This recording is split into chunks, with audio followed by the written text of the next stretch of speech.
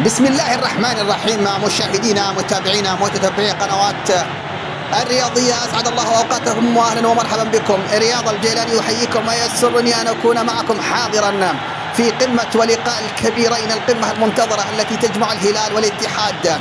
وأقول للهلال والاتحاد دقة الساعة، قمة هي الأحلام من نار حين يلتقي الزعيم يا رزفان بالنمور. نعم، حين تتحدث عن الهلال فأنت تحكي قصة العشق الذي أصاب جنونه الجميع، وحين تحكي عن الاتحاد يا خوسي السيرة فأنت ترمي بتحية تقول فيها سلاما أيها البحر القديم. على استاد جامعة الملك سعود بالرياض، ولحسابي وفي إطار الدور ربع النهائي لدوري أبطال آسيا، قمة جماهيرية كبيرة مرتقبة منتظرة سقفها السماء. نعم، تجمع الكبيرين الهلال الأزرق بنمور آسيا بنمور السعودية. نعم، لقاء الذهاب انتهى سلبيا بين الفريقين. يحضر هذه المواجهة كطاقم تحكيمي الحكم الياباني رايوجي ساتو، حكم ساحة، ويساعده في الخطوط هايوريكي كيميورا وجوبي أندا. إذن هو طاقم ياباني مكتمل الأركان. نعم، مباشرة أحبتي في كل مكان إلى تشكيلة الهلال.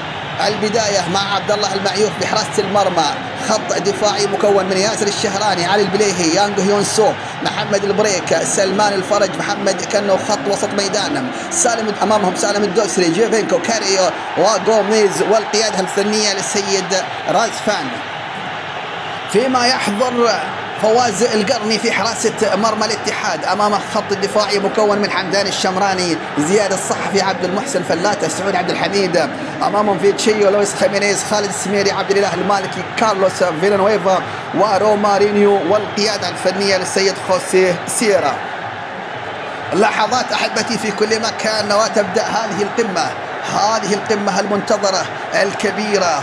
رايوجي ساتو يستعد لإطلاق صافرة البداية، والإيطالي جيفينكو صاحب 32 عاما الهلالي الأزرق صاحب ضربة البداية. إذا بحول الله تعالى انطلقت تفاصيل المباراة، هذه المواجهة، القمة المرتقبة بترتيب الهلال لأحلامه وطموحاته الهجومية، ملعوبة مع علي البليهي ناحية يانغ هيون سو. الهلال في موعد هجومي لا يتأخر. نعم، الاتحاد كما نشاهد يحاول الضغط وإبقاء الكرة في الملعب الهلالي. وصلت إلى عبد الله المعيوف حارس الهلال، كرة أمامية عالية هناك في الاتجاه الآخر من الملعب حيث يسكن ياسر الشهراني وسالم الدوسري، سعود عبد الحميد.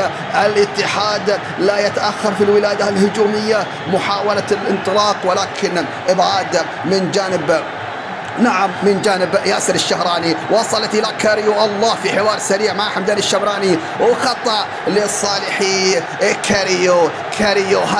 هذه الأقدام التي يسكن بينها السحر، يسكن في قدمي هذا الموهوب، هذا اللاعب المسمى بكاريو، يسكن الكثير من الإبداع والجمال.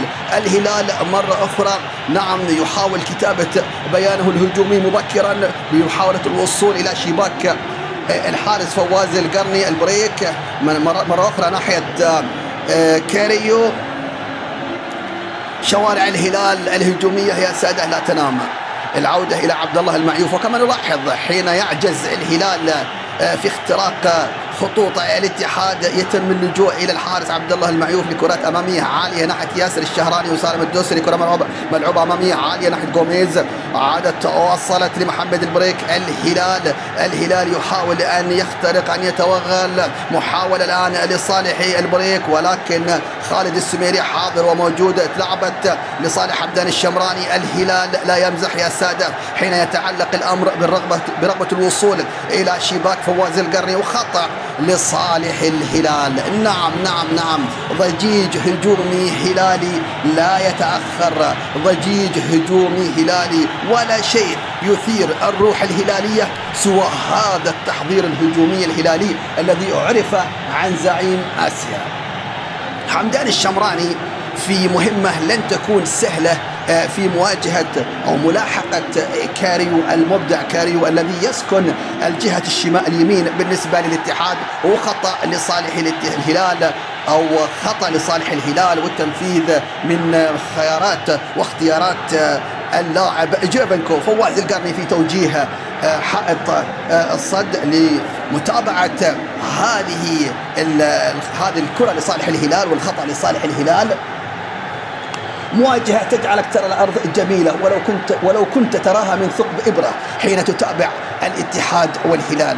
كل شيء يبدو جميلا حين يلعب الفريقان الكبيران على مسرح كروي يسمى ملعب كرة قدم. تلعبت ولكن إبعاد، لا تزال الهلالية حاضرة وتخليص إلى ياسر الشهراني. نعم، قمة هلالية اتحادية تجعلك لا تتذكر سواها. عبد الله المعيوف مرة أخرى كلاكيت، كرة أمامية عالية ناحية ياسر الشهراني وسالم الدوسري هناك في الجانب الآخر للملعب، ورمية تماس. سعود عبد الحميد. الاتحاد يحاول امتصاص الضجيج الهجومي الهلالي، والهلال لديه حنين إلى شباك الحارس فواز القرني. فمن ذا الذي يستطيع أن يمنع الهلال؟ من ذا الذي يستطيع أن يمنع الزعيم من الوصول إلى مبتغاه؟ عموما الاتحاد ليس بذلك الخصم الذي يمكن أن يكسر في بداية المباراة. محاولة الآن وبناء هجومي لصالح الهلال. لعبت أمامية ناحية ياسر الشهراني. السيرة الهلالية لا تزال مستمرة في البحث في رغبة الوصول إلى شباك فواز القرني. نقترب من 5 دقائق أولى، والهلال بضجيجه وبرجاله وبفرسانه يحاول، والاتحاد حتى الآن ينجح في المحافظة على شباكه نظيفة. محمد البريك إلى جوفينكو يسقط للاستلام. محمد كنو.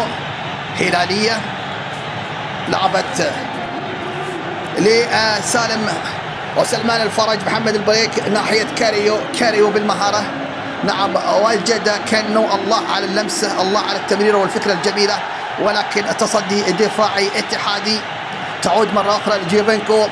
الهلال يا سادة لا يمزح حين يتعلق الأمر برغبة الوصول إلى شباك الهلال، قلتها أكثر من مرة. والهلال ويحاول أيضا كتابة ملامح خارطته الهجومية بهذا الأداء الجميل. الله الله يا كاريو، حمدان وكاريو وإبعاد وإلى خارج أرضية الملعب. هي رمية تماس. مهمة حمدان الشهراني ليست سهلة أمام محمد البريك، أمام كاريو. مهمة لن تكون سهلة. الهلال في 5 دقائق هو الأفضل، رحلاته الهجومية لا تتوقف، والاتحاد حتى الآن ينجح في الحفاظ على شباكه ومحاولة تهدئة اللعب. لعبت ناحية سعود عبد الحميد. الاتحاد حتى الآن عاجز عن كتابة خواطر هجومية متكررة، فقط في حالة الدفاع، وخطأ لصالح غوميز. نعم، الهلال هو الأفضل والاتحاد في وضعية دفاعية. وكما قلت رحلات الهلال الهجومية ليست للنزهة. جماهير تعودت أن يكافئها الزعيم بالبطولات، جماهير تعودت أن ترى الهلال في المقدمة، ولا تقبل بأن يكون سفر الهلال سلبيا. لا تقبل بأن تكون أحلام الهلال مجرد هباء منثورا. خطأ مرة أخرى لصالح جيفينكو لصالح الهلال.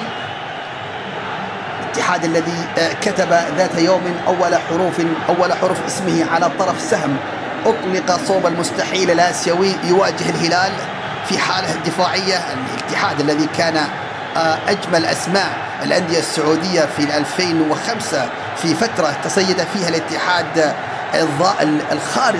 خارطة الكرة الآسيوية. رمية تماس تتنفذ لصالح الاتحاد. والهلال مواجهة تجعل عزيزي المشاهد مساءك وكل شيء جميلة. نعم، عبد الله المعيوف تحضير هلالي. من هنا تعبر وتمر ذكريات الهلال. ملعوبة ناحية كاريو، مرة أخرى كلاكيت. كاريو في فاصل من الإبداع والمهارة، في فاصل من الجمال يقدمه هذا اللاعب الجميل. وحمدان الشهراني قلت في مهمة صعبة في مواجهة محمد البريك وأيضا كاريو. رمية تماس لصالح الاتحاد. حاول حتى الآن لم نرى ردة الفعل الاتحادية التي تليق بنمور الكرة السعودية والنمور الآسيوية. أمامك عزيزي المشاهد مسرح كروي لا يعرف العبث ولا الفوضى الفنية، كل شيء بمقدار، كل شيء بحسابه. نعم، ملعوبة ناحية كنو من سلمان الفرج، وصلت ناحية كاريو معك محمد البريك. يا سلام في مساحة الاستلام، ولكن سقوط محمد البريك يفسد هذه المحاولة. تعود لصالح الاتحاد، تعود لصالح الاتحاد. نعم، ولكن غوميز دائما حاضرا في الضغط، غوميز لا يرحم. والسقوط أعتقد السقوط للاعب الاتحاد اللي هو كارلوس فيلانويفا أو فيتشيو. سقوط لفيتشيو على أرضية الملعب. مباراة حتى الآن يسيطر عليها الهلال، والاتحاد كما قلت يكتفي بالأدوار الدفاعية باحثا عن مرتدات، ومواعيده الهجومية يعني نادرة. هنا محاولة الآن حمدان، ولكن تخليص إلى ركنية لصالح الاتحاد. كان الإبعاد من جانب اللاعب محمد البريك.